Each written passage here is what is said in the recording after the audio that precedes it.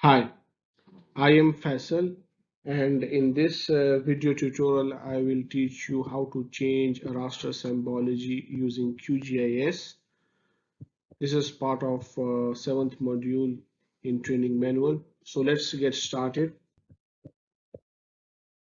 So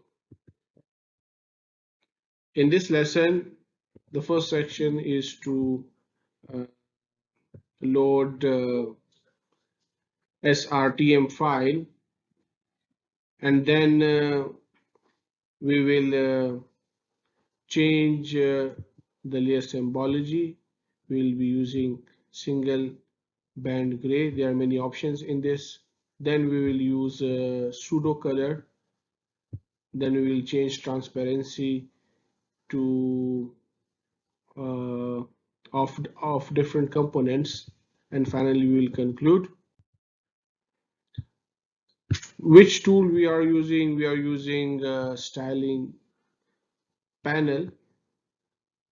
Inside styling panel, we will be using contrast enhancement and min max value.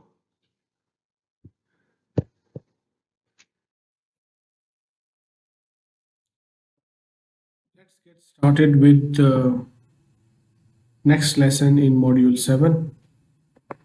So should use the training manual, either downloaded or from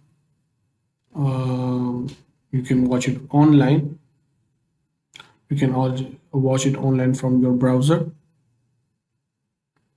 I've explained how to access this training manual in my previous video. Here you can see the link of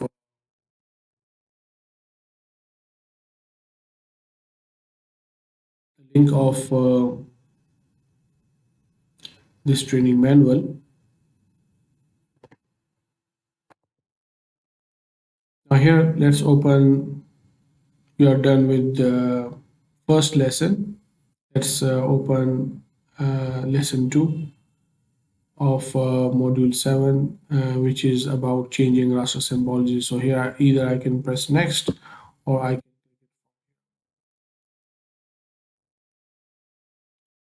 now let's see what are the tasks involved in this lesson.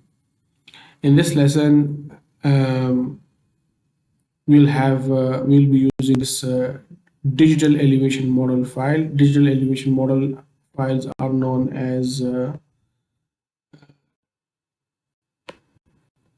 DEM files. Okay, so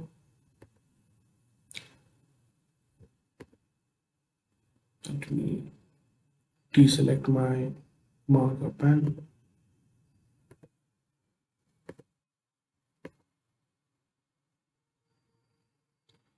So let's have an overview of this exercise first, then I will start it.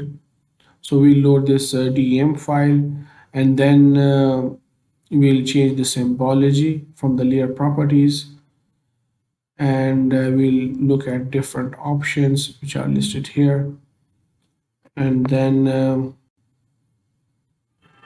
we'll use pseudo color, which you can see here, change transparency, and that's it. So let's read this as well, because it will be useful to read the training manual along with the exercise. So not all raster data are aerial photos. There are many other forms of raster data, and in many of those cases, it is essential to symbolize them. Here, this is mistake. Symbolize them so that they become properly visible and useful. So here we have some mistake here. So I will ignore this one. Okay. So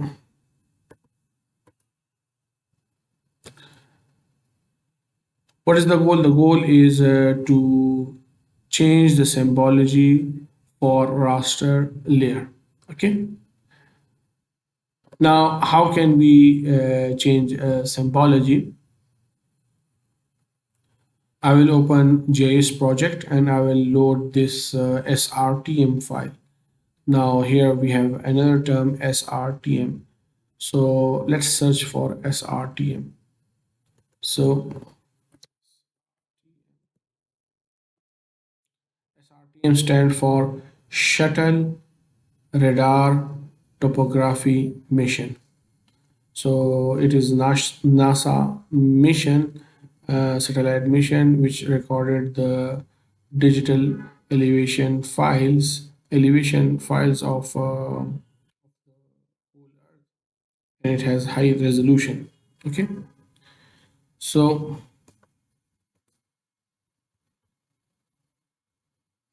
I'll use my pen again. So this is the definition, the abbreviation of SRTM.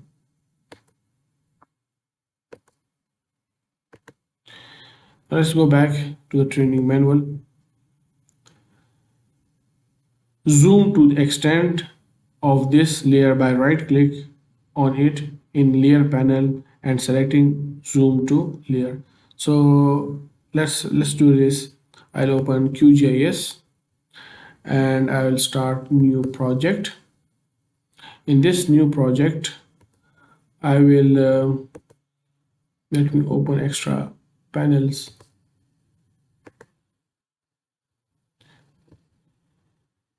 Let me rearrange my panels, browser and layer panel. So where is this SRTM file? Let's go again here. The SRTM file is under the exercise folder and then raster and then SRTM. Okay. So let's do this, and I will be using the browser panel. So here I have browser panel, and I will go to home, and from home I will go to documents. From documents I will go to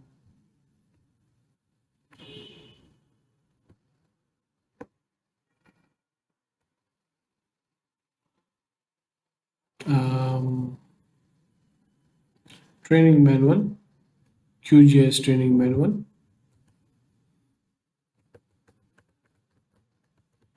and in training manual I will go to exercise data,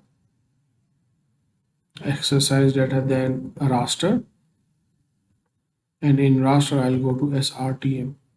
So I have two files. Which of them to be loaded? I think the first one is required to be loaded. So it is 4119.tif file. So I'll load this one.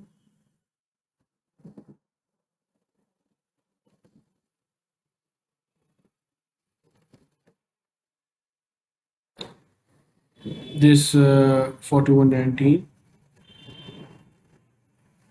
the file is loaded, and right click, zoom to layer. So this is the file with us, and it is now properly zoomed.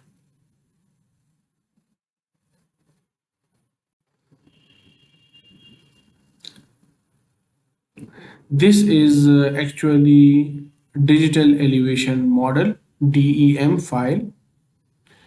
It is a map of elevation, which means altitude of terrain. So each point represent the elevation. The color code represent the elevation of the terrain, allowing us to see where the mountains and valleys are, for example. While each pixel of the dataset of the previous section contained color information, in a DEM, each pixel in a DEM, each pixel contains elevation value. So here, each pixel does not represent color. Each pixel represent how much above that point is from the ground. How much above that pixel is from the ground. So this is the view, This is the exactly same view which I have loaded here. You can see QGIS has automatically applied a stretch to the pixel value of the image for visualization purpose. And we will learn more about how this works as we continue. So the pixel stretch is automatically applied. The pixel values here you can see it start from 0 to 1548. So it is automatically applied, but there will be some more detail about it. Now let's have some more information. Follow along. This symbol, as you know, this symbol means that the task explained in this section is easy. This one. This means this is the convention which was explained in the beginning of the training manual. So you have two different options to change the raster symbology. Okay. So how we can change the raster symbology? Within the layer properties dialog box, right click on the layer in the layer tree and selecting properties. Then switching to the symbology tab. This is one way. The other way is by clicking on the button, open the layer styling panel button. Right above the layer panel, the shortcut is F7. This will open layer styling panel where you can switch to symbology tab. Choose the method you prefer to work with. So let's see this thing.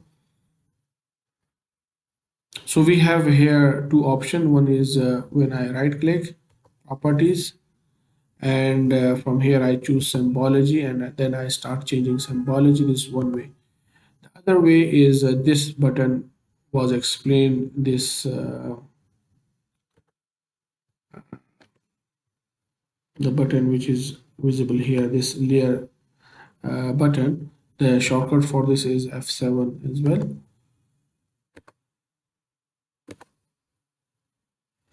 So when I click on this, so layer styling panel appear, and here there is one benefit that I can have here option that I can have live update. So whatever change I make, it will be updated instantly. So this is one of the benefit of using this layer styling panel. So, and let's check the shortcut whether the shortcut works or not. So if I press F7, so by pressing F7, this styling panel also appeared. So now we have this styling panel. Let's make use of it. And I prefer this styling panel with the live update, because whatever change I make, it will be reflected here instantly. Now, single band gray color. In the single band gray color, we will make some changes. We will look for some options. When you load a raster file, if it is not a photo image like the one of the previous section, the default is set to grayscale radial. So when you open the file in QGIS and it get to know that it is not picture, so it automatically set the grayscale. Let's explore some feature of this renderer. So here we have, and let's explore some of these features. The default color gradient is set to black to white, meaning the lower pixel value are black and the highest, while high values are white. Try to invert this setting white to black and see the result. So let's do it. So see, lowest value is black, highest value is white. So let's invert this, make it reverse. So here we have color gradient, and I will say white to black, and now see the result. So the white value which you see here is the lowest value, and the black value which you see is the highest value. So the other way of looking at your DEM data.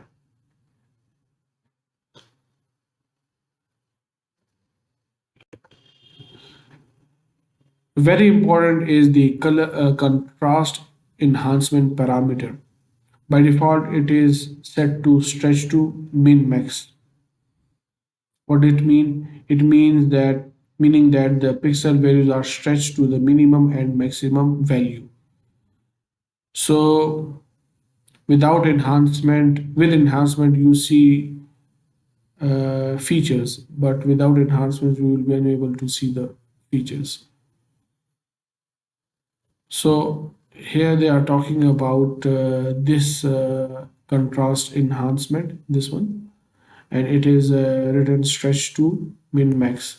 So if you say no enhancement, you see nothing. You cannot identify features, but if you stretch these values of pixels, stretch to min max, you can see different values here.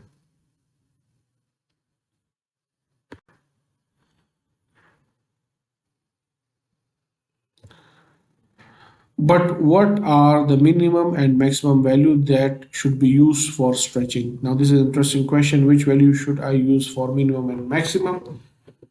The one that are currently under min-max value setting, there are many ways to calculate the minimum and maximum value and use them for stretch. So here we have many options to use for minimum and maximum value. So one one way is to use the user defined value, in which we by ourselves will enter minimum and maximum value. The other way is to use the cumulative count. When it is useful, this is useful when you have some extreme low or high values. So it is for extreme low and high values.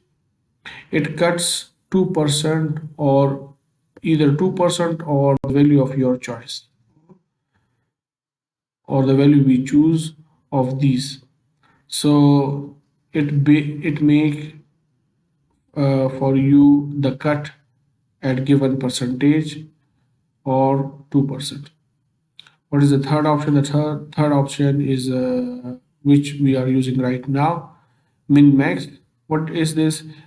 This is the real or estimated minimum and maximum value of the raster. So QGIS automatically calculate all the pixel values, elevation values, and after calculating it, it designate the real value or estimated value of minimum and maximum.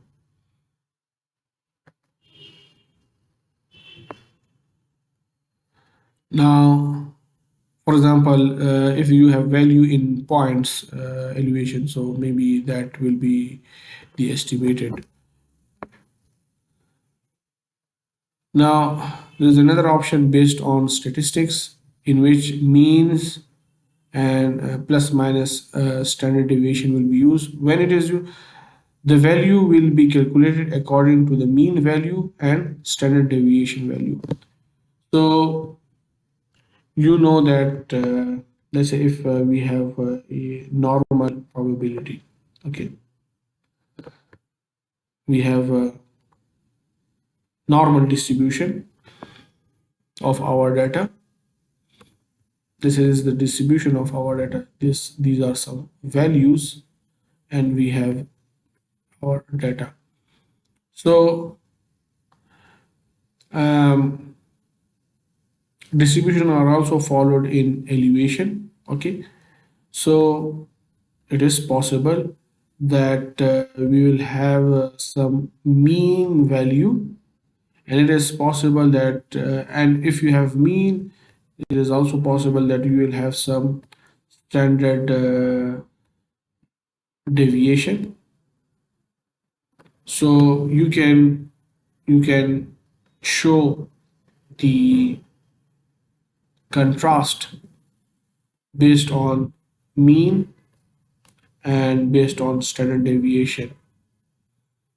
Statistically, you can show that.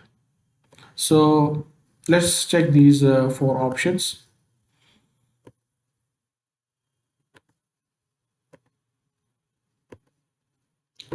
So here we have contrast in enhancement. It is set to min max. Otherwise, I can change by myself. Okay, from here. So instead of minimum, I can say I can start it from. You can see the update, the live update. See the here you cannot see more features, but if I remove it and make it 0, then I am able to see more features here. So this is the user defined value. Otherwise, if you select this one, stretch to min max, so this is the real or estimated minimum and maximum value. The third option is uh, these are some other options: stretch and clip to min max. Let's try this one. Actually, these are not explained in the manual, these two options. So I will go for this option, stretch to min max, and here I will set the value, this button. I have to use this button, and here now we have the values. Okay, so the manual is talking about these values. So the manual is talking about these values when we have stretch to min and max. So here we have user defined. Here we have that cumulative count cut. In this is used when you have a sharp difference. Okay, as explained, min max. This min max is the estimated minimum and maximum value, which we can see here, or real value, or standard deviation, mean and standard deviation. So based on mean and standard deviation multiplied by 2. So statistical extent is based this for this option. You can look for whole raster, current canvas, or some or updated canvas. Okay, and accuracy is based on actual or estimate.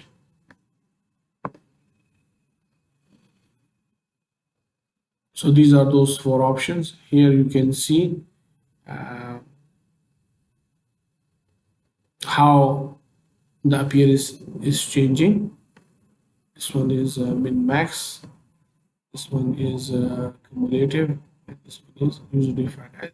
I think that our raster is more visible in mean plus minus standard deviation multiplied by this factor. But you can try these option out. You can change the cumulative count cut as well. For example, if I say 10,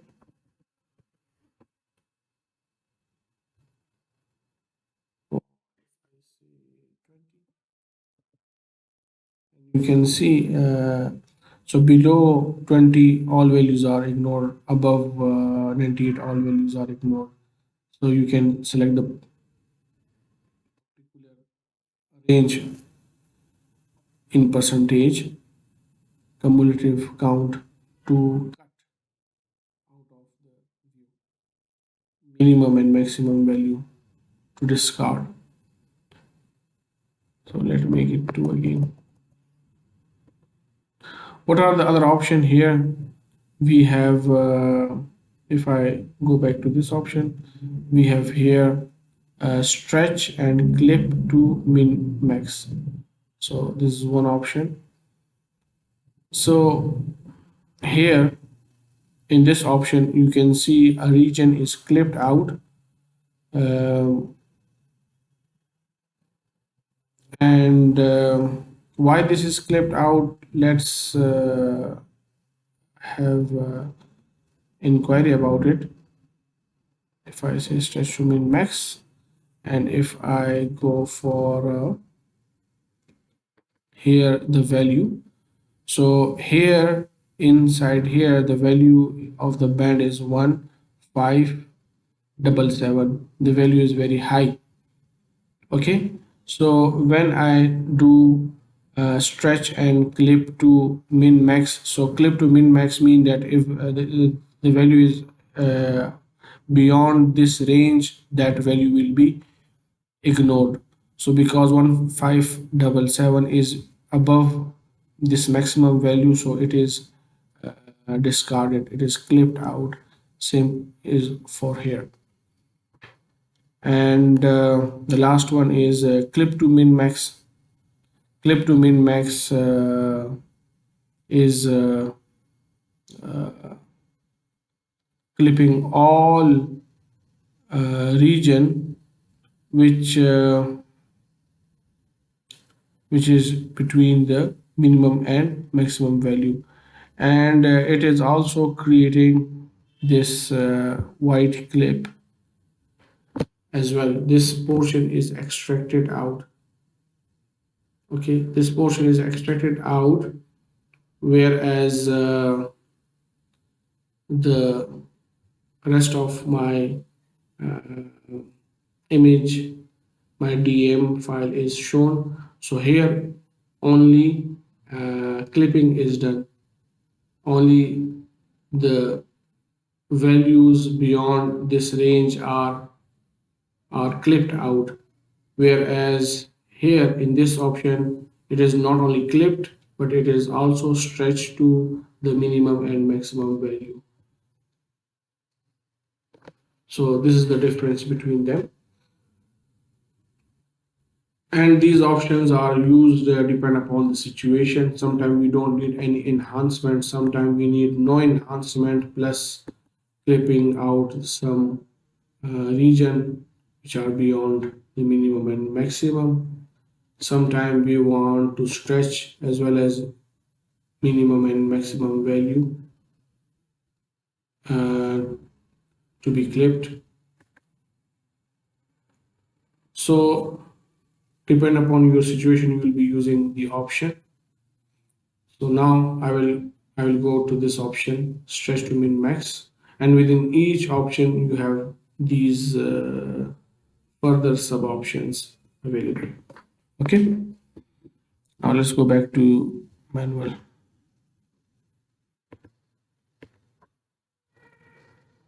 We can also change the color, and we can change the color to single band pseudo color.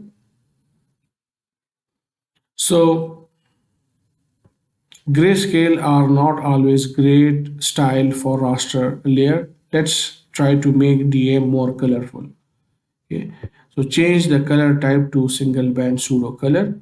If you don't like default colors loaded, select another color ramp.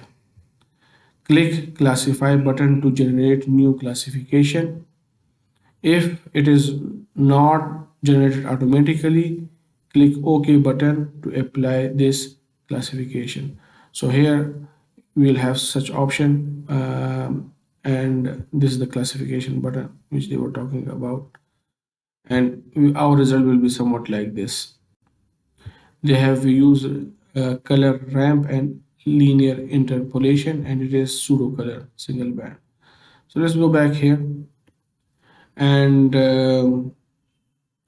instead of single band I will select single band pseudo color, and some of you may not be able to see any colors here because they would be required to use this color ramp option. So if you have not selected the color ramp option from here, so you may not be able to see any color here. So make sure that you select a color ramp. Here I have selected turbo color. You can select some others. You can select spectral or some other colors based on your choice. And it has automatically classified here. And if it is not classified, you can classify by pressing this button. If you want to remove some of the bands, some of the values here, you can select them and then remove that row. Okay. We have also equal interval classification, in which the classification is based on some equal interval. Here the number of interval is classes are 5. Or we can use quantile classification. And how many classes we have? We have 5 classes, you can see. And check how our result is changing. So I'll go back to continuous mode. And here you can see that blue or dark blue or indigo, such color represent the lowest value, whereas brown color, they represent the highest value. Okay.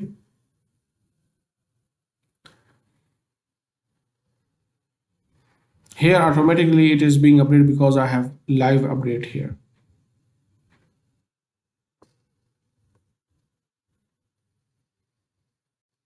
And yes, my image is looking somewhat like this. This is interesting way to of looking at the DEM. You will now see that the value of the raster are again properly displayed, going from blue for for lower areas to red for higher one. Here what they have selected here this color ramp, and they have only uh, number of classes. They have only 5 classes. So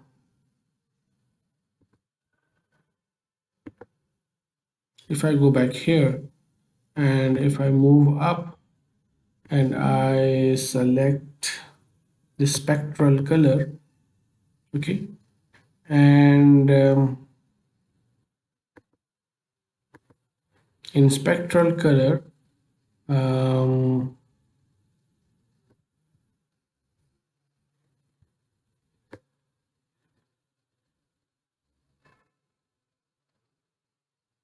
if I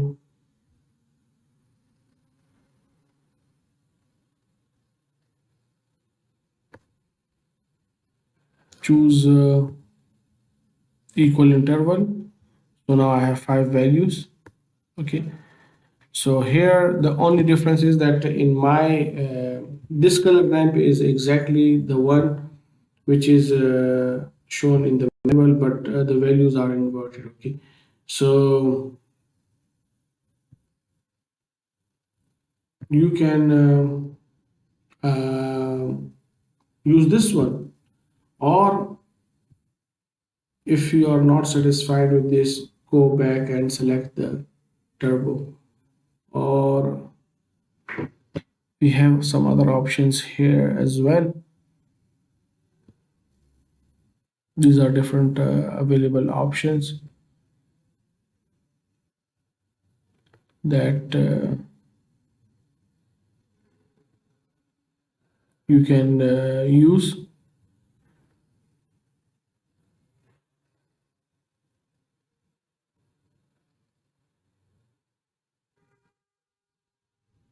I think this turbo option is better. This is a more better display. Okay, so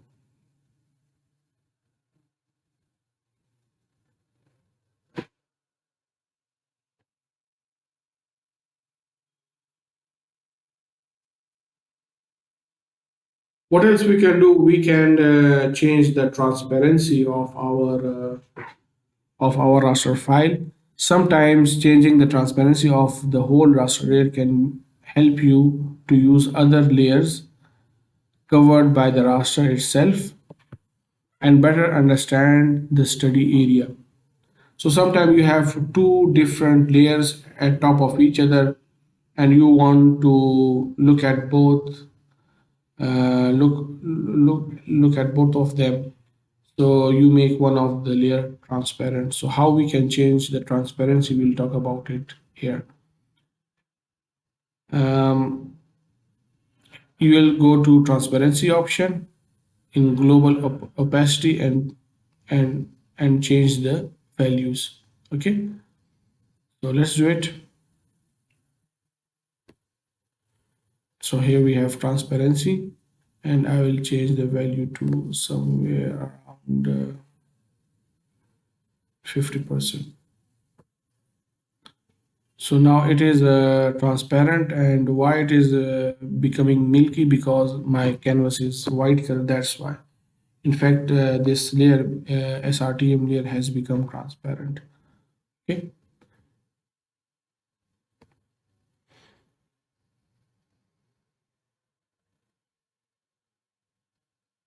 More interesting in is changing transparency for some pixels. You can change transparency for some of the pixels. For example, in raster, we use in the raster we use, you can see a homogeneous color at the corner. To set these pixel transparent, go to custom transparency option in the transparency tab. Okay, now they are talking about these values uh, at corners. They are outside our, they have no values. Actual values are here, which you can see. So these values, if you want to make them transparent, we can do it from where? From custom transparency option. Okay. So how we will do that? We'll go to custom transparency option and we'll click plus value. You can add a range of values and set their transparency percentage. You can, for single value, you can use this add value for display button is if you have single value. So here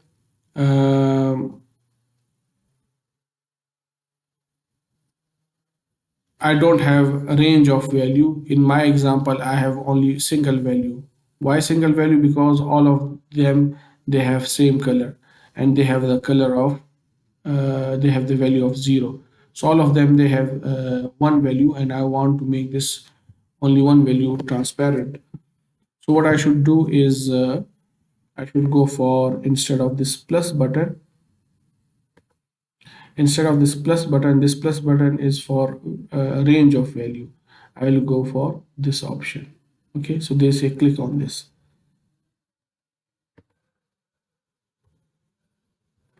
Click on homogeneous color in a corner of DEM. So, and you will see that the transparency table will be filled with the click value. So let's do it. So here in the custom, I will select this one and I'll select value from here, and you can see that that value has become transparent. And how much it is transparent? It is here, you can see it is 100% transparent. I can make it 80% transparent, so it will, or let's do it from here. You can control the transparency of that like this and make this one as 100.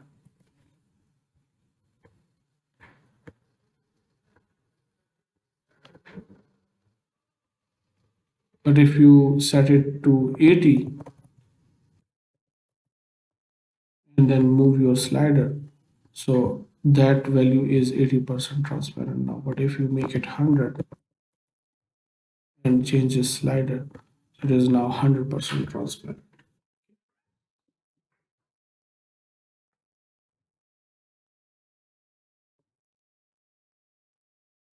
Click OK to close the dialog and see the result.